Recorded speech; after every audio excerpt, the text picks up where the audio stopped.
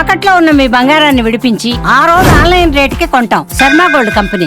నమస్కారం, సుమన్ టీవీకి స్వాగతం. ఈ 2025 ఫిబ్రవరి మాసం గ్రహాల సంచారం ప్రకారం ఏ రాశుల వారికి ఎలాంటి ఫలితాలు వెలువడనున్నాయి, అలాగే ఎటువంటి పరిహారాన్ని పాటించుకోవాలి, ఈ అంశాలను తెలియజేసేందుకు మనతో పాటు ఉన్నారు ప్రముఖ జ్యోతిష్య రత్న జ్యోతిష్య చక్ర వైభవ నిపుణ డాక్టర్ రాళ్లపల్లి రవికుమార్ గారు.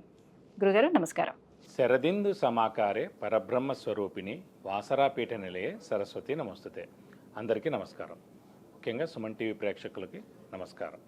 గురుగారు, ముందుగా ద్వాదశ రాశుల వారికి ఎలా ఉండబోతుందో తెలుసుకునే ముందు ఈ నవగ్రహాలు సంచారం ఎలా ఉంది, ఎలాంటి ఫలితాలను ఇస్తున్నాయో తెలియజేస్తారా? ఫిబ్రవరి 2025 మాస ఫలితాల్లో నవగ్రహాలు ద్వాదశ రాశుల్లో ఎక్కడున్నాయో ఇప్పుడు తెలుసుకుందాం. ముందుగా రవి వచ్చేసి మనకి కుంభరాశిలో ఉంటారు.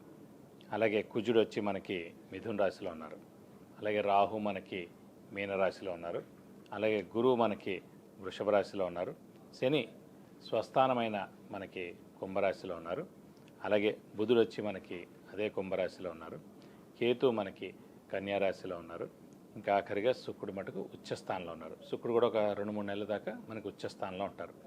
ముఖ్యంగా మొన్నటిదాకా మనం చెప్పుకున్నాం, 27 అక్టోబర్ నుంచి ఫిబ్రవరి 21 వరకు కుజుడు నీచ స్థానంలో ఉండడం వల్లనే యాక్సిడెంట్లు జరగడం, ఈ ఫైర్ యాక్సిడెంట్స్ జరగడం, విపరీతమైన మేజర్ యాక్సిడెంట్స్ అన్ని రోడ్ల మీద కానీ అవి కానీ జరగడం, చాలామంది చనిపోవడం లాంటివన్నీ కూడా జరిగాయి.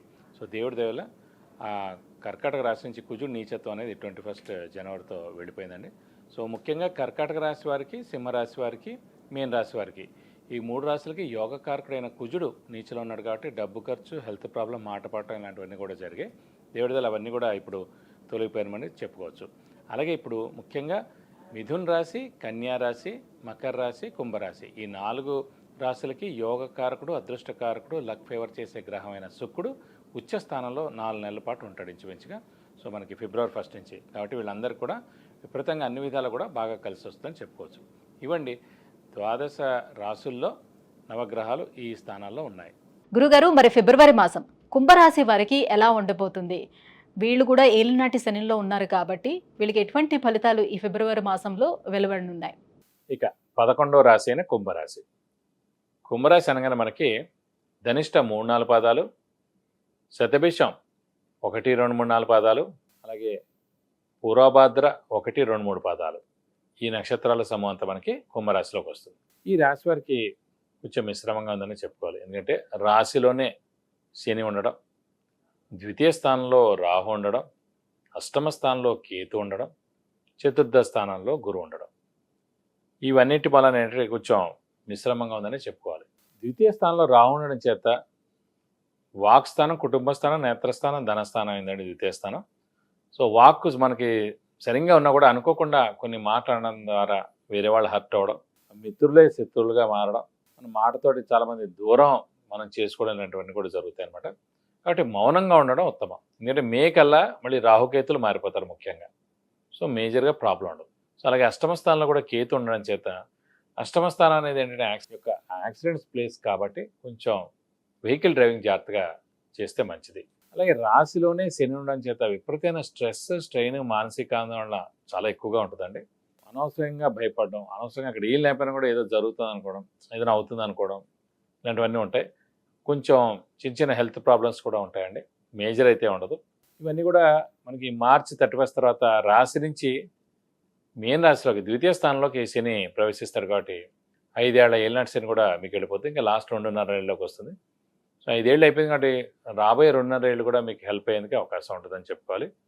ఈ స్ట్రెస్, స్ట్రెయిన్, మానసిక ఆందోళన అయితే మటుకు తప్పకుండా తగ్గుతుందని చెప్పుకోవాలి. కాబట్టి ఈ 2 నెలలు ఏళ్ళనాటి శని ఇంపాక్ట్ ఎక్కువగా ఉంటుంది. ఎందుకంటే రాశిలోనే కుంభరాశిలో ఉంది కాబట్టి కొంచెం మౌనంగా ఉండండి, తక్కువగా మాట్లాడండి, మౌనంగా ఉండండి. డబ్బులు ఎవరికి ఇవ్వకండి, షూరిటీస్ పెట్టకండి, కొత్త అప్పులు చేయాల్సి ఉంటుంది, స్పెక్యులేషన్స్ జోలికి వెళ్ళకండి. అప్పులు వాళ్ళ బెడద తప్పదు. ఆర్థికంగా విపరీతమైన డబ్బు ఖర్చు ఇంట్లో జరుగుతుంటుంది ఏదో ఒక విషయంలో కూడా. అలాగే ఇంట్లో పెద్దవాళ్ళు, చిన్నపిల్ల ఆరోగ్యం కూడా జాగ్రత్తగా చూసుకోవాలి. అలాగే విపరీతమైన స్ట్రెస్, స్ట్రెయిన్ కూడా ఉంటుంది. ఇది కాకుండా ట్రావెలింగ్ కూడా ఎక్కువగా చేస్తారు ఏళ్ళనాటి శని ప్రభావంతో. స్థానచలనం కూడా ఉంటుంది. ఇల్లు మార్పు కానీ, ఉద్యోగ మార్పు కానీ, ట్రాన్స్ఫర్ అవడం కానీ, లేదంటే వేరే ఊళ్ళో జాబ్ రావడం కానీ ఇవన్నీ కూడా జరిగేందుకు అవకాశాలు ఉన్నాయి. కొంచెం మౌనంగా ఉంటే కనుక ఈ 2 నెలలు శని మార్పుతోటి, రాహు కూడా మార్పు, కేతు కూడా మార్పుతోటి మెల్లమెల్లగా మీకు బాగుండడానికి అవకాశం ఉంది. ఇవన్నీ ఇన్ని మైనస్ ఉన్నా కూడా యోగకారకుడు, అదృష్టకారకుడు, లక్ ఫేవర్ చేసే గ్రహం కుంభరాశి కూడా శుక్రుడే అయ్యాడండి. అలాంటి శుక్రుడు ఉచ్చ స్థానంలో ఉన్నాడు కాబట్టి అనుకోకుండా ఈ 4 నెలలు అంటే 4 నెలలు ఉంటాడండి. వాడు తప్పకుండా మీకు మేలే జరిగేందుకు అవకాశాలు ఎక్కువగా ఉన్నాయి. గురుగారు, మరి చతుర్థ స్థానంలో వీళ్ళకి గురువు ఉన్నాడు కాబట్టి విద్యార్థులకి ఎలా ఉండబోతుంది? విద్యార్థులకి సువర్ణ అవకాశం చెప్పుకోవచ్చు. ఎందుకంటే విద్యాస్థానం అనేది చతుర్థ స్థానం అండి. సో అలాంటి చతుర్థ స్థానంలో విద్యాకారకుడైన అంటే మంచి యోగం కావాల్సిందంటే కనుక గురువు చాలా బాగుండాలండి. జ్ఞానం రావాలన్నా, మంచి విద్య రావాలన్నా కూడా గురువు చాలా బాగుండాలి.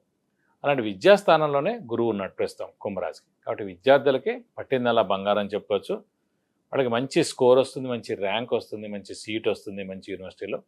అది ఫారెన్ అవ్వచ్చు, ఇండియా అవ్వచ్చు.